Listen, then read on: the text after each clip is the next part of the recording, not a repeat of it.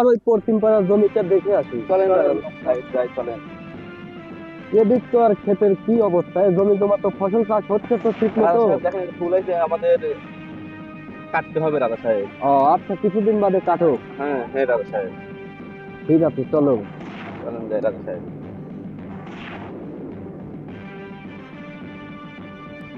সর্দার সর্দার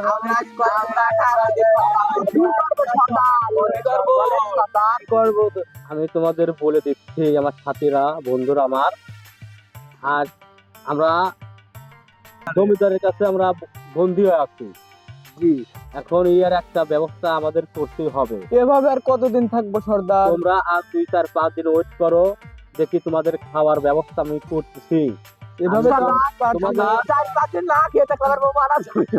তোমাদের কষ্ট দেখে আমার নিজেও ভালো লাগতেছে না।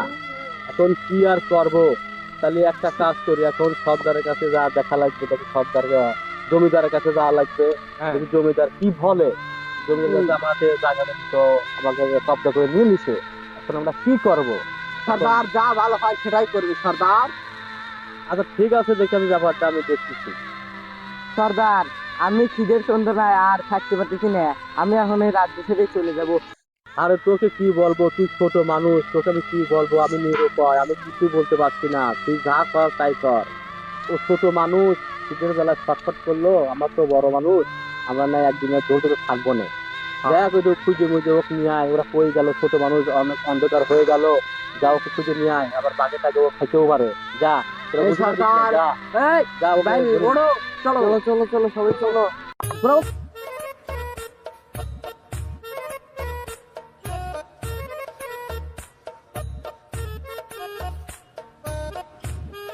এই খোঁজো খোঁজো খোঁজো বাছারা, আমাদের ভাই কোথায় আছেন, খোঁজো।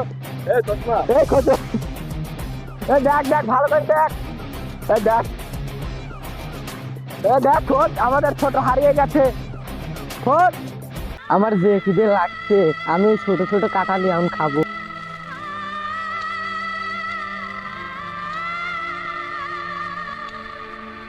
এই ও কে রে, আমার বাগানের কাঁঠাল ছিঁড়ে খায়।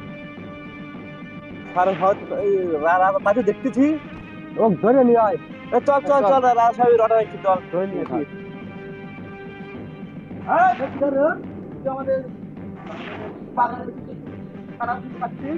চল রাজার কাছে নিয়ে চল চল।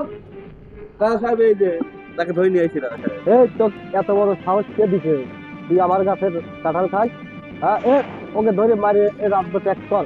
আচ্ছা তাই হোক। বর্ষা হোক ধরে।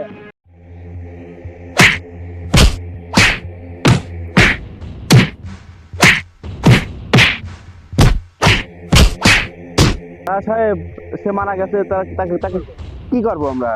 ওর লাশটা ওই জঙ্গলে ফেলে দেওয়া হয়। আচ্ছা রাজা সাহেব, চল চল ওকে ধরে নিয়ে যাই চল। রাজা সাহেবের হুকুম, খেলা দিয়ে খেলা লাগবে। চল চল চল ওই গভীর জঙ্গলে নিয়ে যা, গভীর জঙ্গলে নিয়ে যা, দে খেলাকে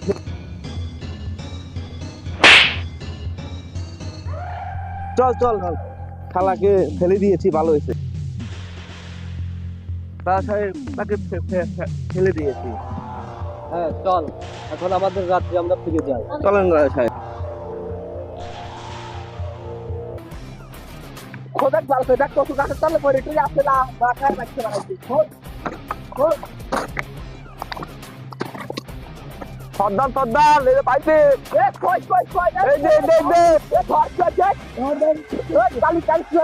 মারা দেবে, মারা গেছে। চল সর্দার কাছে চল,